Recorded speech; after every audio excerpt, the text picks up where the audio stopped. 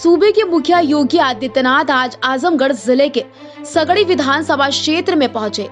मंच पर पहुंचते ही सबसे पहले अपने संबोधन में उन्होंने बाबा भीमराव अंबेडकर को नमन करते हुए अपने भाषण की शुरुआत की है। सीएम ने 32 परियोजनाओं का लोकार्पण करते हुए विपक्ष पर करारा प्रहार किया और बोले, कोरोना काल में आजमगढ़ की धरती पर 3 बार आया, लेकिन यहाँ के सांसद का कुछ पता नहीं था। जब उनसे बात की गई तो उन्होंने कहा, मैं इंग्लैंड हूँ। दोबारा आया तो पूछा गया, कहा कि वो ऑस्ट्रेलिया में है। लेकिन बाबा साहब भीमराव अंबेडकर के नाम पर राजनीति करने वाले लोगों ने जब भी दलितों और गरीबों की बात होती थी, उन पर अत्याचार होते थे, मौन साध लेते थे।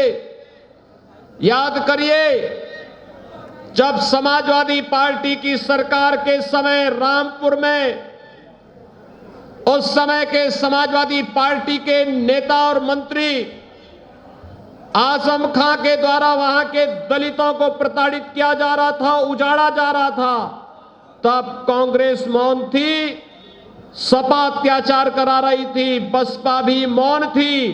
तब केवल और केवल भारतीय जनता पार्टी आंदोलन कर रही थी, क्योंकि वहां पर गरीबों और दलितों को उजाड़ करके उस समय सत्ताधारी दल का एक मंत्री सत्ता के संरक्षण में अराजकता पैदा कर रहा था, लेकिन यह हमें स्वीकार्य नहीं था।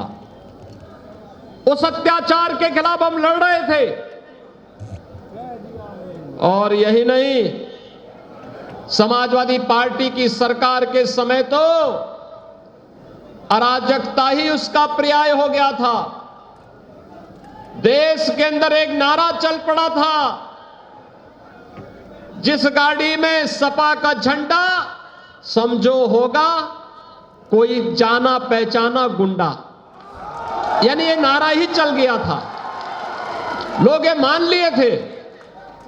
लेकिन इस गुंडागिर्दी की कमर तोड़ने का कार्य अगर किसी ने किया है तो हमारी सरकार ने प्रदेश के अंदर 2017 के बाद आने के बाद किया।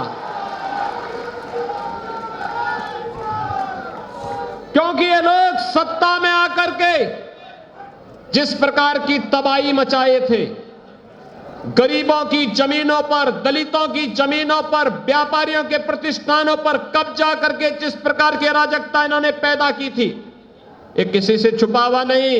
और आजमगढ़ तो इससे अपने आप को कैसे वंचित रख सकता है? आजमगढ़ तो इसका सबसे बड़ा भुक्तभोगी था।